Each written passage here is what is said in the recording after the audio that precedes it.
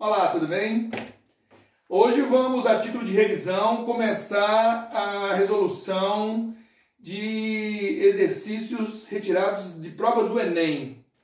E vamos começar pela prova do Enem 2019, primeiro dia, caderno azul, caderno 1, né? E a primeira questão que a gente vai comentar é a questão 57, que é uma questão que traz dois mapas da região de Israel e da Palestina. Um com a partilha que a ONU propôs em 47, onde haveria a criação de dois estados, né? O Estado judeu e o Estado da Palestina, mas que foi rejeitada pelo mundo árabe, embora a ONU tenha aprovado essa partilha, comandada inclusive a sessão da ONU por um brasileiro, o embaixador Oswaldo Aranha, né? Foi criado o Estado de Israel e também o Estado da Palestina. A resolução definia dois estados. No ano de 48, haveria a fundação de fato dos dois estados. E no ato dessa fundação, nasce o Estado de Israel, em 48, a resolução da ONU é de 47, mas o Estado foi fundado de fato em 48. Porém, no ato da inauguração do Estado de Israel, há um ataque árabe, do mundo árabe, em todas as direções ali, né? Pelo norte, Líbano, pelo nordeste da Síria, pelo leste, Jordânia, Iraque, pelo sul, Egito, né? E aí é a primeira guerra entre o recém-nascido Estado judeu e os seus vizinhos árabes, né? A chamada Guerra da Independência, né? E depois disso, uma série de conflitos ocorreram, né? Outros 3 grandes conflitos ocorreram naquela região ainda. Em 56, a famosa guerra pela nacionalização do Canal de Suez, que foi uma guerra que envolveu mais diretamente o Egito, né? E governado na época pelo Nasser, né? Nasser foi um líder egípcio, chegou ao poder derrubando o rei Farouk. Ele era um militar e desenvolveu a famosa tese do pan-arabismo, né? Que alguns chamam de nasserismo, né? Que seria uma ideologia de unir os povos árabes em torno de objetivos comuns, entre eles destruir o Estado de Israel, né? Então esse era um objetivo que Nasser tinha. E nesse 56 o Canal de Suez ainda era administrado por anglo-franceses, né? O Canal de Suez é o canal que liga o Mar Mediterrâneo ao Mar Vermelho, encurtando uma viagem, né, que se não for pelo canal tem que dar a volta pela África, você sair da Europa e chegar ao Oriente Médio. Então é uma rota muito cobiçada, essa rota pelo Canal de Suez. E o Nasser, que estava muito influenciado pelos movimentos nacionalistas, né, independentistas da África, né, ele começou a reivindicar a posse do canal, dizia que era um imperialismo tardio, né? Um canal construído no Egito, ainda administrado por ex-metrópoles, né? Ex-metrópoles europeias. Né? E aí ele tomou a iniciativa em 56, claro, apoiado pelos soviéticos. Nasser se aproximou dos soviéticos, né? Na época, 56, era Khrushchev, né? Nikita Khrushchev, que tinha sido o sucessor de Stalin, né? Stalin tinha morrido em 53, e Khrushchev assumiu em 56, né? E Khrushchev era um anti-stalinista e teve aquela política da coexistência pacífica a princípio, mas que enveredou depois por momentos de alta tensão, inclusive, como a crise dos mísseis, né? Em 62, lá entre Cuba, Estados Unidos e União Soviética. Mas Khrushchev conseguiu se aproximar bastante de Nasser, e Nasser, apoiado pelos soviéticos, resolveu expulsar a Inglaterra e a França e tomar o Canal de Suez, né? E atravessou para o outro lado, lá na Península do Sinai, e suas tropas foram em direção ao território de Israel. E aí isso vai gerar uma reação de Israel, uma reação da Inglaterra e uma reação da França, né? Os 3 vão se unir na famosa Operação Três Mosqueteiros, né? E vão contra-atacar Nasser e vão encurralar Nasser, né? Foi aí que os soviéticos entraram em cena e exigiram dos americanos que fizessem seus aliados recuarem, né? Considerando que a causa pelo Canal de Suez era legítima do Egito, né? E aí findou que Nasser teve uma vitória diplomática nisso tudo, porque a Inglaterra, a França e Israel recuaram a pedido dos Estados Unidos, na época governado pelo presidente Dwight Eisenhower, né? E acomodou-se ali a exigência do Nasser. Depois nós tivemos mais um conflito, que é a Guerra dos 6 Dias, em 67, quando Israel desfechou um ataque surpresa, né, em várias direções, né, Jordânia, Síria, Egito, né, ele conseguiu ampliar bastante seus territórios, né, Israel já tinha feito uma ampliação em 48, na Guerra da Independência, já tinha ampliado seus territórios sobre os territórios palestinos, né, e na Guerra de 67, além da Península do Sinai, do Egito, das colinas de Golã, da Síria, Israel vai ocupar a faixa de Gaza, que seria parte dos territórios para o Estado palestino, né? A Cisjordânia, o resto da Cisjordânia, o resto da faixa de Gaza e Jerusalém Oriental, né? Então, esses são os famosos territórios ocupados em 67. Israel teve uma vitória fulminante aí, né? E o próximo conflito será em 73, a Guerra do Yom Kippur, né? Quando principalmente o Egito e a Síria tentaram retomar o controle sobre os territórios perdidos em 67 e sofreram mais uma derrota. Israel se viu, num primeiro momento, uma situação complicada, né? Eles pegaram os judeus de calça curta, vamos chamar assim, né? Usaram o dia do perdão judaico, Yom Kippur, né? Em outubro, né? Dia que o judeu para orar, para refletir, né? Exatamente nesse dia que Israel sofreu essa invasão por conta do Egito e da Síria, né? E teve que contra-atacar, né? E venceu mais uma vez, né? Inclusive com apoio americano. Inclusive o mundo árabe responde a essa derrota, decretando o primeiro choque do petróleo de 73, né? Quando um barril subiu de 2 para 12 dólares, né? Foi uma forma do mundo árabe de punir, né, o Ocidente, que apoiou Israel, principalmente os Estados Unidos, né? Então, esses são os 4 grandes conflitos. Depois disso, o mundo árabe não conseguiu mais se articular contra Israel, né? E Israel continuou ocupando territórios que não lhe pertencem, né? E aí as tensões vão aumentar em Israel, vai ter a Primeira Guerra do Golfo, né, quando o Iraque ocupou o Kuwait e foi obrigado a deixar o Kuwait depois por uma coalizão internacional liderada pelos Estados Unidos, né, que atacaram o Iraque na época do Bush pai, né, no início dos anos 90, e obrigaram o Saddam Hussein a recuar da ocupação do Kuwait. E foi quando Saddam Hussein atacou Israel, tentando desestabilizar o apoio que alguns países árabes tinham dado naquele momento à coalizão contra Saddam Hussein, né? E aí ele tentou desestabilizar esse apoio árabe, atacando Israel, acreditando que Israel iria responder, né? Mas Israel não respondeu. E a partir daí vai se tentar uma alternativa de acordo com os palestinos, que são os acordos de Oslo, nos anos 90, né? Que levaram até um prêmio Nobel da Paz para os seus artífices, né?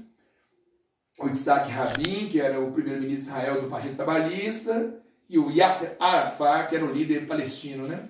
Chegaram a ser laureados com o prêmio Nobel.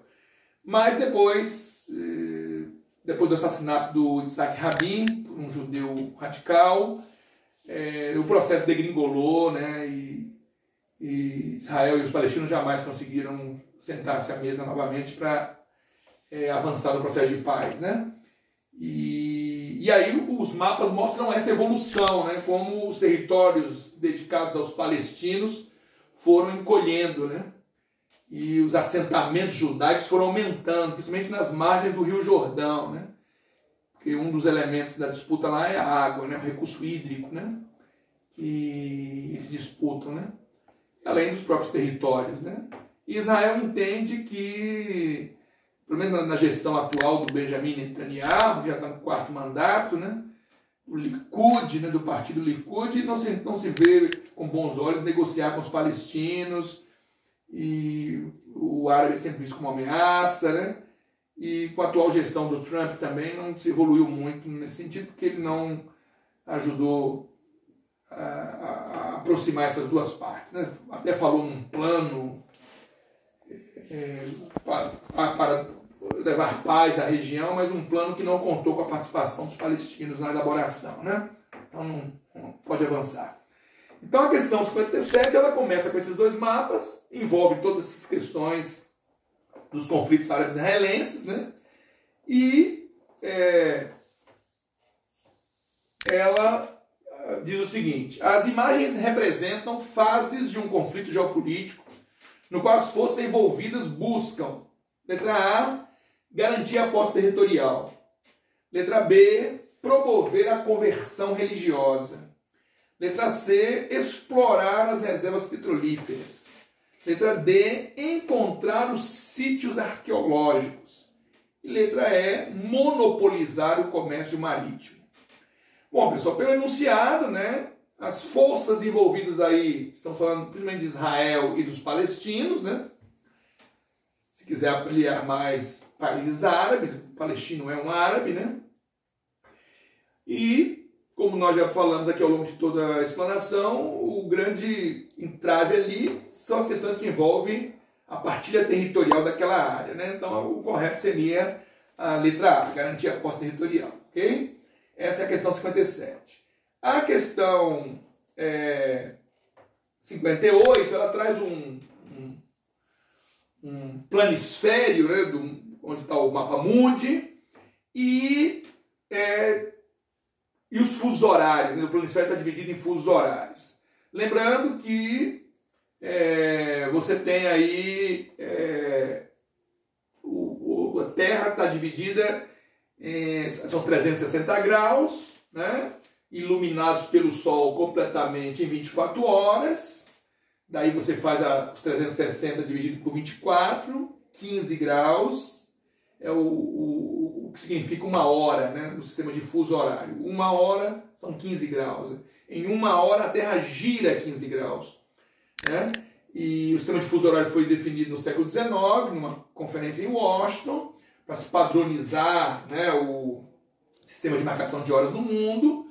Definiu-se o meridiano, a linha de Greenwich, que passa em Londres, né, como o meridiano central, né, e a partir desse meridiano central, 7,5 graus a leste, 7,5 graus a oeste, você tem o primeiro fuso horário, né, e a partir daí se contam os 24 fusos ou 24 horas. Como a Terra gira de oeste para leste, né, então só dar uma forcinha aqui no globinho, né, que vai ajudar.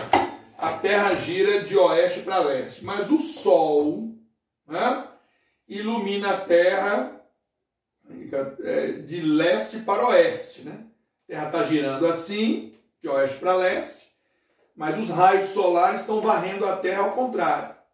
Você diz que o Sol nasce no leste, né? Na verdade, a Terra que está girando de oeste para leste, né? E o Sol está aparentemente para o observador da Terra como se estivesse parado. Ele não está, né? Ele também tem seus movimentos, mas seria isso. Então, quanto mais a leste você está, né? Eu estou aqui, você está aqui. Quanto mais a leste estiver, primeiro você vai ver o raiar desse dia aqui, né? Por isso que para leste as horas aumentam, para oeste as horas diminuem. Não é uma convenção, né? Então o que acontece? Entendendo isso e sabendo que para cada fuso a leste a hora aumenta em uma hora para cada fuso, né? E para cada fuso a oeste a hora diminui a cada fuso uma hora, né? Tendo essas informações, a gente pode buscar resolver a questão, né? A partida final da Copa do Mundo de 2014 aconteceu no dia 13 de julho, às 16 horas, na cidade do Rio de Janeiro.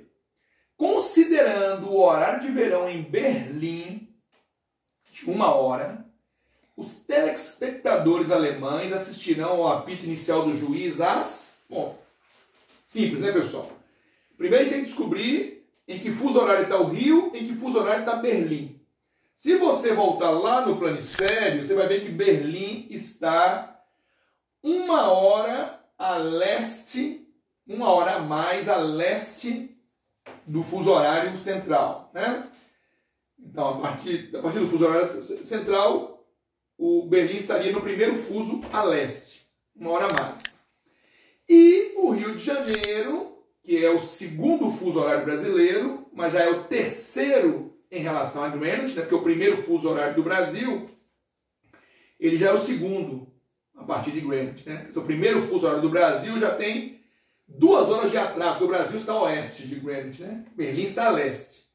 Por isso que é 1 hora a mais. O Brasil está a oeste. Por isso que as horas do Brasil são menores. Partida de Greenwich. Como o primeiro fuso horário a oeste de Greenwich não tem terras brasileiras, só a partir do segundo fuso horário a oeste de Greenwich que começa o Brasil, né? Então o primeiro fuso horário do Brasil é o segundo. Então o primeiro fuso horário já tem 2 horas de atraso em relação a Greenwich. O segundo fuso horário brasileiro já é o terceiro em relação a Greenwich. Então já são 3 horas de atraso. Então Rio de Janeiro, que está no segundo fuso brasileiro, terceiro a oeste de Greenwich, está com 3 horas de atraso, né? Então se eu saio do Rio de Janeiro até Berlim, eu tenho que percorrer 3 fusos até Greenwich e depois mais um, né? Após Greenwich, né? Então isso vai me dar 3 fusos mais um, 4, né? Então há uma diferença horária de 4 horas separando o Rio de Janeiro de Berlim, normalmente. Só que Berlim está a 1 hora a mais do horário convencional de Berlim, porque está no horário de verão, 1 hora adiantado. Então 4 viram 5, né? Se o jogo está começando às 16 horas no Rio, e eu sei que Berlim está a leste do Rio, né? Então são 5 horas a mais. Então eu pego as 16 horas que o jogo está começando no Rio, somo as 5 horas, né? 4 de diferença, mais 1 do horário de verão. São 5, que vai dar 21 horas, né? Então quando o jogo está começando às 16 no Rio, são 21 horas em Berlim. Ok? Então isso na letra E. Tranquilo? Espero que tenha ficado claro aí para vocês, tá? Próxima questão é uma questão que começa falando o seguinte: a depressão que afetou a economia mundial entre 29 e 34 se anunciou ainda em 28 por uma queda generalizada dos preços agrícolas internacionais. Mas o fato mais marcante foi a crise financeira detonada pela quebra da Bolsa de Nova York. Ok? Então aí está falando sobre o famoso crack da Bolsa de Nova York, né, que foi a partir de uma crise de superprodução dos Estados Unidos. Os Estados Unidos no pós-Primeira Guerra, né, a Primeira Guerra foi de 14 a 18. Os Estados Unidos saíram muito bem da Primeira Guerra, saíram vitoriosos, né, e produzindo de vento e pouco. Só que a Europa, entre 1918 e 1929, né, em uma década, a Europa voltou a produzir. E passou a demandar menos produtos de fora, né? E ficou mais protecionista, né? Até para proteger os seus mercados e favorecer os seus próprios produtos. E os Estados Unidos, catapultados pelo Fordismo, aquele modelo de produção em série, em massa, trabalho dividido, o trabalhador repete a mesma tarefa, né? De forma alienante, né? Tudo aquilo catapultou a produção, né? E aí os Estados Unidos não deram muito, estavam cegos pelo liberalismo econômico, né? A doutrina que estava dominando, eles não se atentaram para o excesso de produção. E aí não vai ter demanda suficiente para consumir tudo e vai haver uma quebra geral nos Estados Unidos, né? E isso tem impactos no mundo inteiro, inclusive no Brasil. E a questão diz: perante o cenário econômico descrito, o Estado brasileiro assume, a partir de 30, uma política de incentivo a... O que aconteceu, pessoal? A crise de 29 levou ao fim do modelo cafeicultor brasileiro. Então o Brasil era um país monoexportador de café, os barões do café, né? Tudo girava em torno do café, a política era do café com leite, né? Agora nós tínhamos um presidente paulista, agora temos um presidente mineiro, e aí o Brasil vai sofrer um cisma, né? Um rompimento, porque a oligarquia cafeicultora vai definhar. E aí vai ampliar o êxodo rural e as iniciativas para a industrialização do Brasil vão ganhar mais efeito. O Brasil que já vinha tentando se industrializar desde o século XIX com dificuldades, né? Porque a cafeicultura ofuscava a indústria brasileira, Quem tinha dinheiro não queria investir numa aventura, né, que a indústria naquele momento era. O Brasil, até o final do século XIX, ainda era um país escravagista, não havia uma grande demanda de consumidores porque o escravo não tinha salário, né? Mas ao momento que a escravidão começou a sofrer restrições no Brasil, lei Eusébio de Queiroz, lei do ventre livre, até lei de sexagenário, até a lei Áurea, né, que aboliu a escravidão, e houve todo um incentivo, inclusive, à imigração europeia nesse período, né, para substituir essa mão de obra escrava. E aí, com a crise que se abateu sobre o café, não havia para quem vender tanto café, né, o governo teve que queimar café, jogar café ao mar, né, para diminuir a oferta. Aí desviou-se recursos em direção à indústria e houve uma mudança na política, né? Vargas vem do Rio Grande do Sul e toma o poder, né? Rompe com aquela política café com leite. E Vargas vai ser nacionalista, estadista, né? Vai usar a força do capital estatal para financiar as bases de industrialização brasileira, né? E a partir da CSN, Companhia Siderúrgica Nacional, Vargas teve 2 momentos no poder, né? Ele voltou depois, na década de 50 ele criou a Petrobras, né? A Companhia Hidrelétrica do Vale do São Francisco, a Chesf, né? Então, Vargas incentivou a industrialização brasileira, as bases da industrialização brasileira, né? Por isso que as alternativas que nós temos aqui são industrialização interna para substituir importações. Sim, já desde a Primeira Guerra, que o Brasil tinha na dificuldade de comprar da Europa, ele fabricava, né? Isso chama-se substituir importações. Então esse foi o modelo inicialmente que o Vargas também introduziu. A letra B fala nacionalização de empresas estrangeiras atingidas pela crise.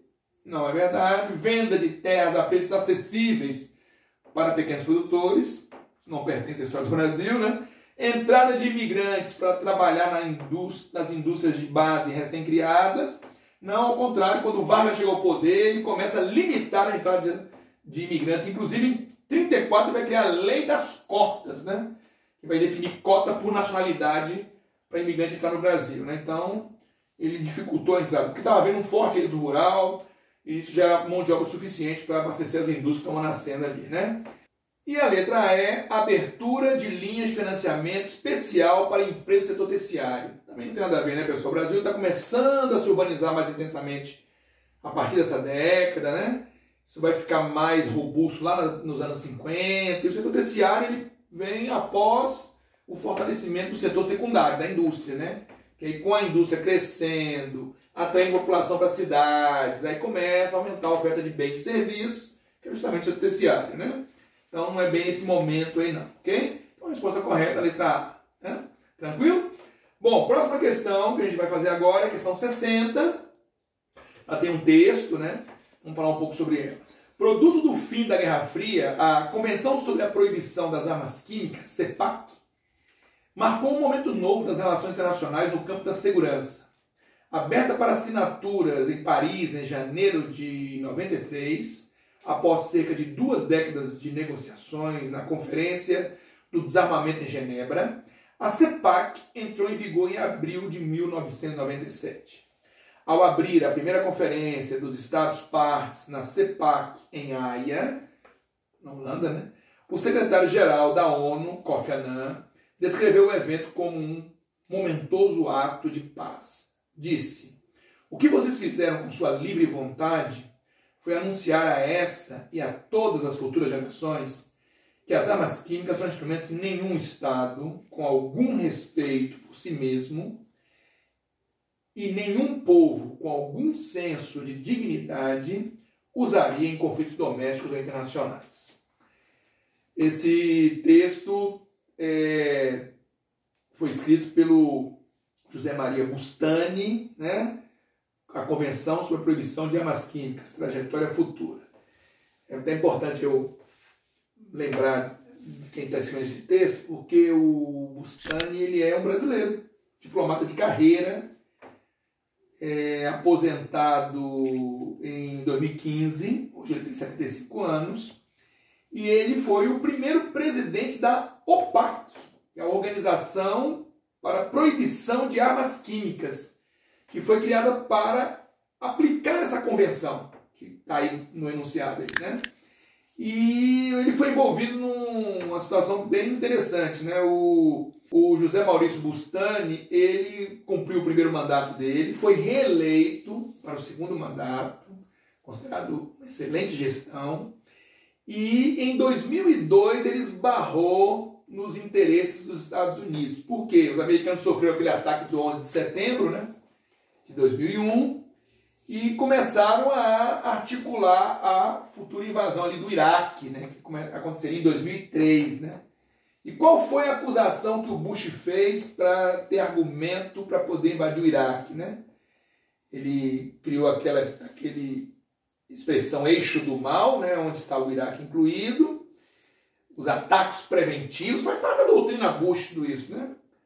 E combate ao terror global, né? E ele dizia que o Iraque patrocinava o terror e fabricava armas de destruição em massa, incluindo armas químicas, né? E onde é que o Bustani cruza o caminho dos Estados Unidos? O Bustani, ele tentou intermediar uma solução que não levasse à guerra, convidando o Iraque a participar da OPAC, aceitar a convenção de proibição de armas químicas e, com isso, as inspeções que a OPAC faria no Iraque. E o Iraque estava aceitando.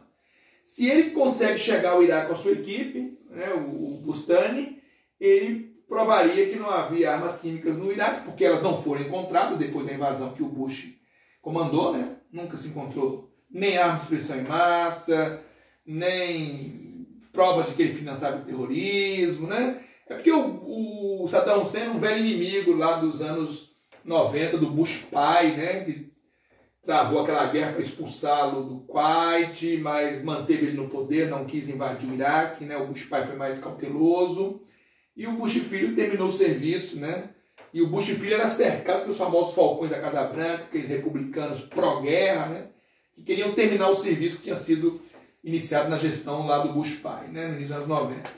E aí os Estados Unidos começaram a pressionar para derrubar o Bustani, tentaram uma moção contra ele, não conseguiram aprovar, né? O John Bolton, né, que foi conselheiro do Trump agora, um pouco, na época era subsecretário lá na área de controle de armas, chegou inclusive a ameaçar pessoalmente o Bustani, né, dizendo que se ele não deixasse o cargo, eles saberiam onde encontrar os filhos do Bustani, chegou a fazer esse tipo de ameaça, né?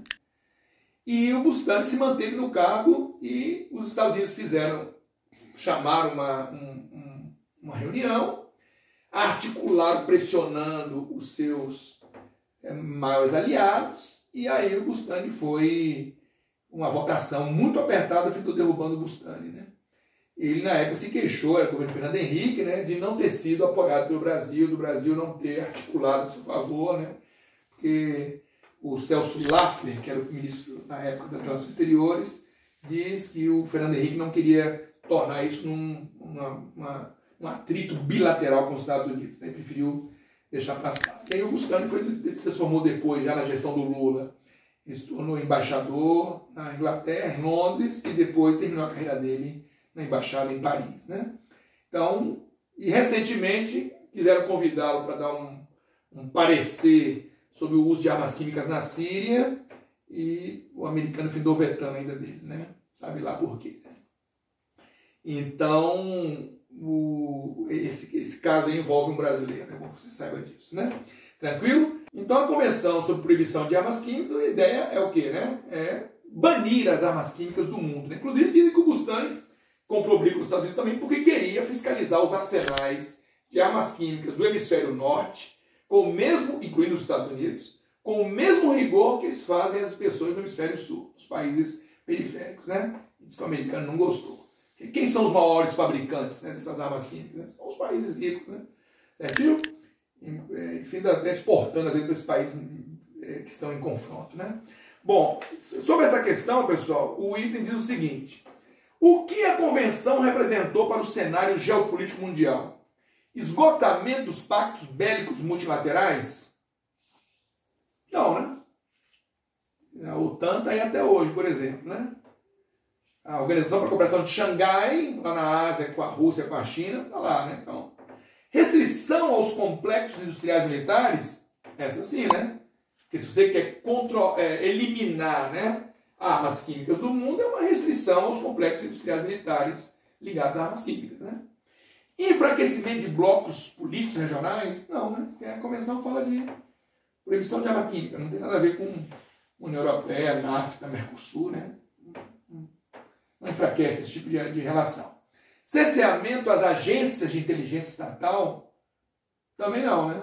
Não vai cercear o trabalho da CIA, da FSB na Rússia, né? Da inteligência mundial, né? Dos países, né? Então, do MI na Inglaterra, né? Então, não tem nada a ver. Desestabilização das empresas produtoras de munições?